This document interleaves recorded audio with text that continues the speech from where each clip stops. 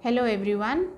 In this video lecture, we are going to study the internal structure of heart. We have already dealt with the external structure and now let us study the internal structure of heart. So, let us see the internal structure in which there is the LS or the longitudinal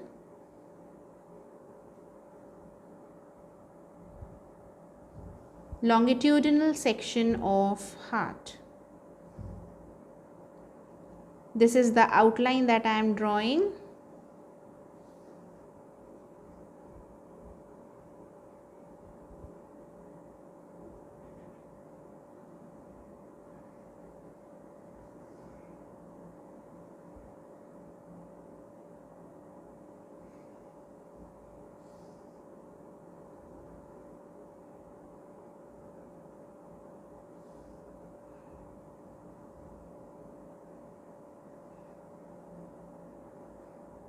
So, this is the LS or longitudinal section of heart.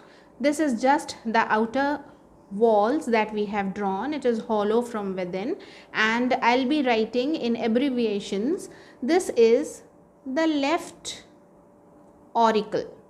Okay, this is a very common abbreviation, the left auricle, which is present on this side, and this is the right auricle.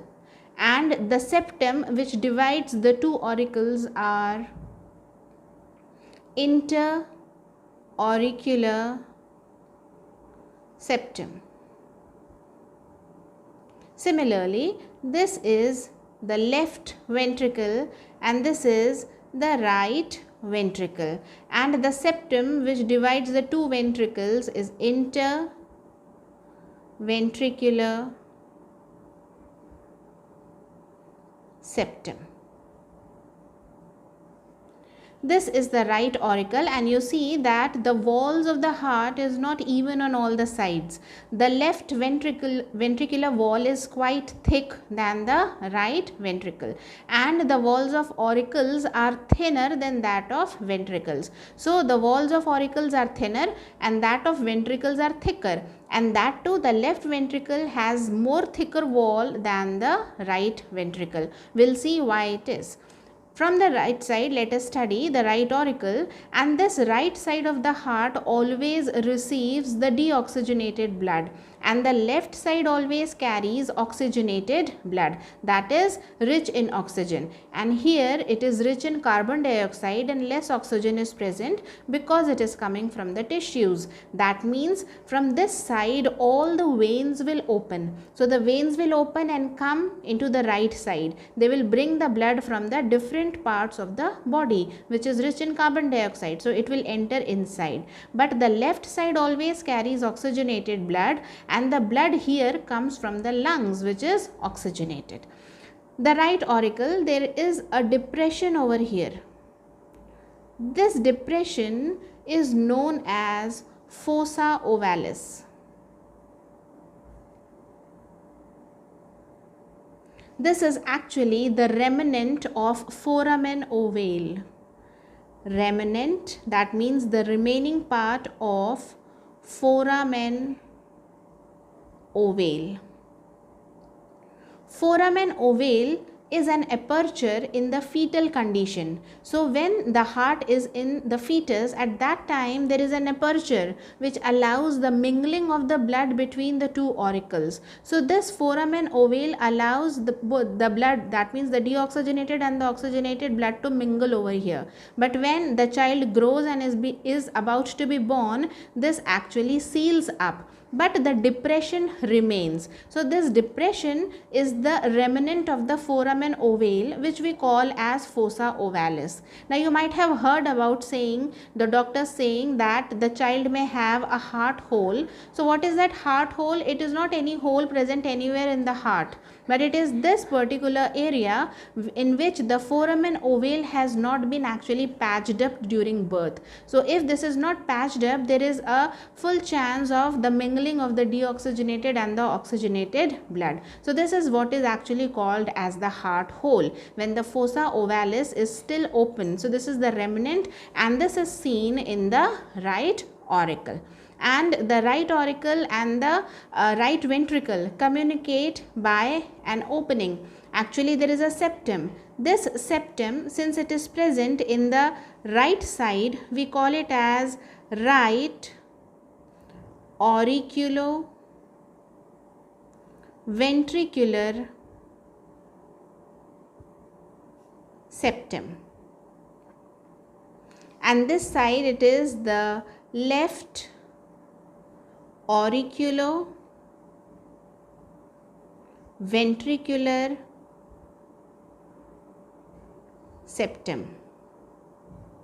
So what do these two septums do? The left AV septum and the right AV septum, they actually differentiate between the auricles and the ventricles. So these are like four different compartments, but they can communicate with the help of valves. So there are valves that are present inside the heart. So this is the internal structure. That means the four different types of the chambers that we see. Now let us see the arteries and the veins which are actually coming in and moving out of the heart.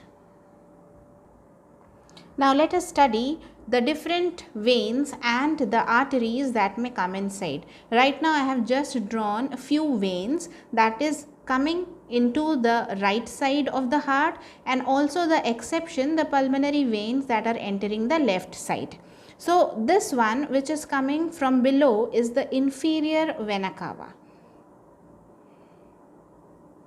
Inferior vena cava is also known as postcaval. This brings the deoxygenated blood from all the body parts which lie below the heart, that is from the stomach, the kidneys and the hind limbs, etc.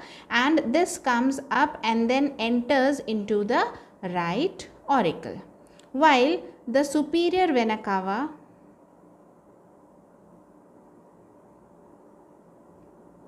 which is also known as precaval, brings the deoxygenated blood from the body parts that is lying above the heart, and so the name superior, and this is inferior. So it brings the deoxygenated blood from all the parts which lie inferior to the position of the heart, and this from the parts which are superior to the position of the heart. So these are the biggest veins, and they are bringing the deoxygenated blood and they open up over here.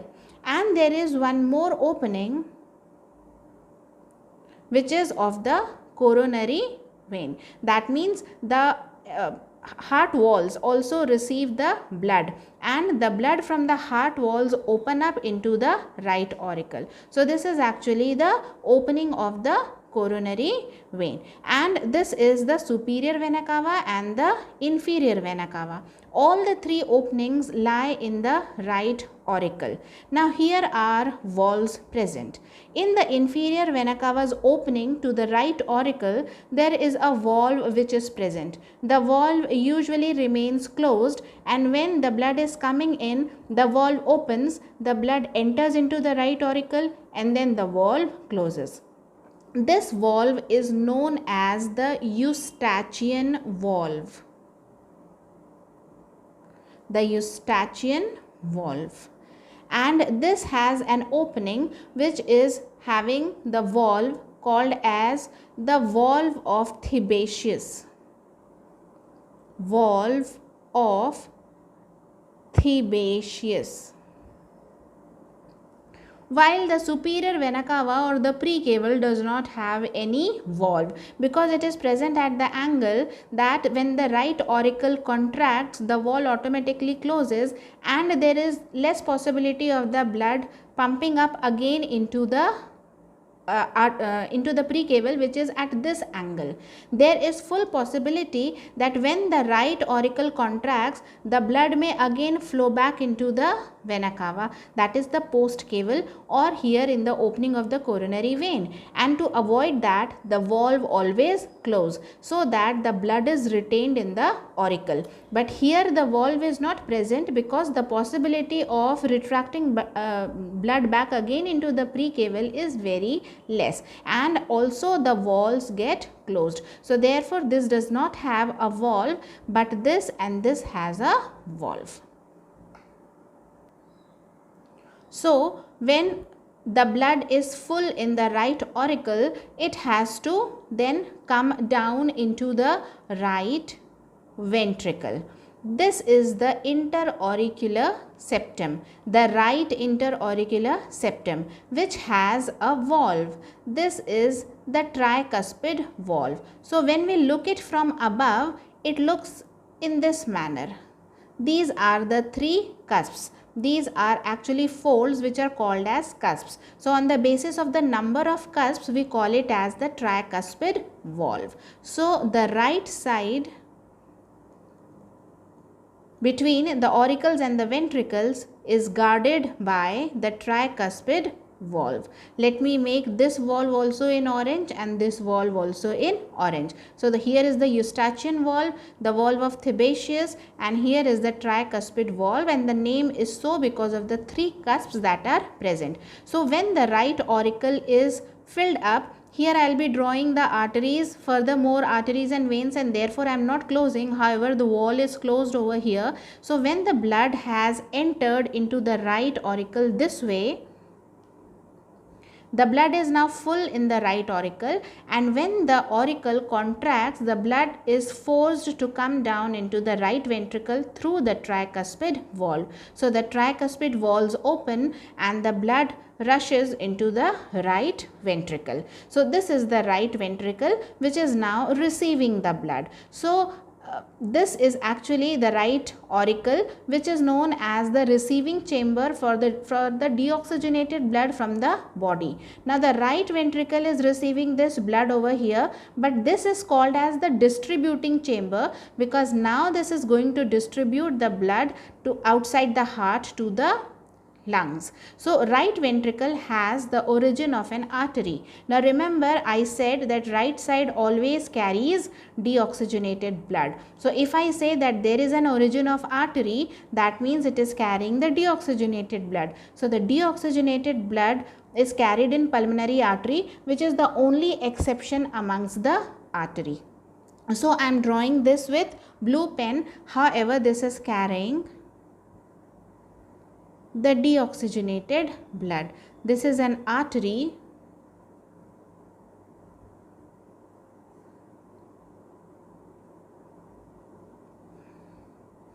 This is the pulmonary artery. Although called artery, it is carrying the deoxygenated blood. This is the only exception amongst the arteries which carries deoxygenated blood. Rest all the arteries carry oxygenated blood. The origin of this artery again has valve.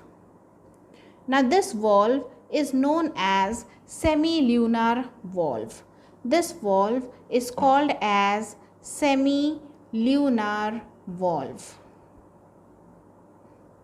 Why is it called as semilunar valve? Because the valve is actually in the shape of half moon in this manner, semilunar valve. So this valve also prevents the blood to come back again into the right ventricle. What happens in the right ventricle? Now the blood is filled and the tricuspid valve has closed. So the blood is now in the right ventricle, and now when the ventricle contracts, the blood has to move up into the pulmonary artery. There is no way out. So as soon as the blood goes into the pulmonary artery, the semilunar valve closes because there is a possibility that the blood may come back again into the ventricles. So to avoid this reverse flow, the semilunar valve closes and the blood moves up into the pulmonary artery and it goes out of the heart. As soon as it goes out of the heart, it divides into two parts. This is the right part, this is the left part and this is the right part. I have drawn it just half because I have to draw aorta over here. So this is how it bifurcates into two parts, the left side and the right side, and each will be innervating into the lungs. So this will be going into the left lung and this will be going into the right lung. So the deoxygenated blood will go into the lung for oxygenation. Now, as I said, the blood will go to the lungs, and in the lungs the oxygenation will take place, and after the blood gets oxygenated, the oxygenated blood will enter into the left auricle by the 4 pulmonary veins. 2 from the right and 2 from the left lungs will come into the left auricle. So these are the pulmonary veins. The pulmonary veins are the only exception amongst the veins which carry the oxygenated blood. Rest all the veins carry deoxygenated blood, but these pulmonary veins carry the oxygenated blood. So the pulmonary veins are an exception amongst veins, and pulmonary artery is an exception amongst artery. So the pure blood from the lungs enter into the left auricle, and the left auricle gets filled up with the pure blood or the oxygenated blood. Now here is the interauricular ventricular septum, the left auricular ventricular septum, and in this septum there is another valve which is present, and this valve has 2 cusps, and this is thus known as the bicuspid valve because it has just 2 cusps. The bicuspid valve is known by another name. It is also known as mitral valve, MIT, mitral, RAL, mitral valve. So the bicuspid valve is also known as mitral valve, and this bicuspid valve is located on the left auricular ventricular septum. So when the blood gets filled up in the left auricle, this contracts, the auricle contracts, and now the blood is forced to come to the left ventricle. So the bicuspid valve opens and the blood rushes into the left ventricle, and then the bicuspid valve closes. So now the blood has entered into the left ventricle, and here is the largest artery originating, which is the aorta.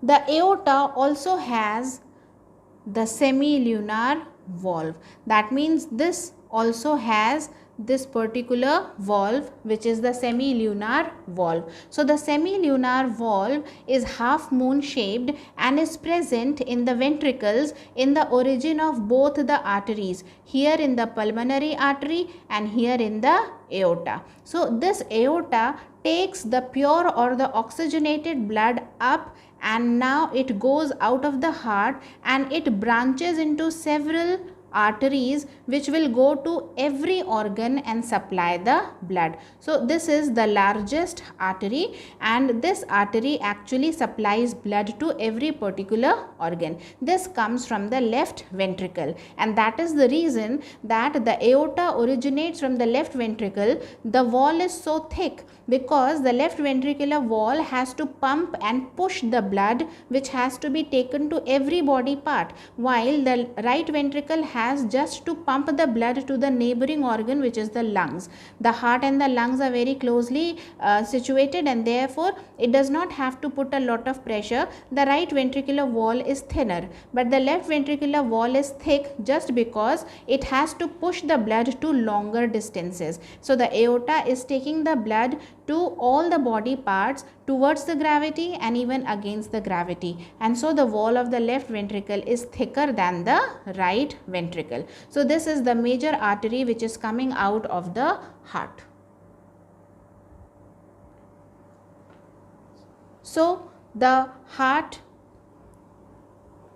has double circulation. What we study in the human heart is that it has double circulation. Once the blood is entering in the right side as deoxygenated blood, and then it is moving out by the pulmonary artery, and then it is coming back again into by the pulmonary veins, and then it is going back as oxygenated blood through the aorta to all the body parts. So this type of circulation is known as double circulation. And also the deoxygenated blood never gets mingled up with the oxygenated blood. So the oxygenated and the deoxygenated blood never actually mixes up. So this is what we have studied today in the internal structure of heart. We have looked into the 4 chambers, and we studied about the walls of the heart, and also the blood vessels which are entering and leaving the heart, and the valves that are present inside the heart. In my upcoming videos, we will be studying about the cardiac cycle and how the heart functions. If you have any doubt, you may ask me in the comment section, and also refer to the questions that are given in the description box. Thank you.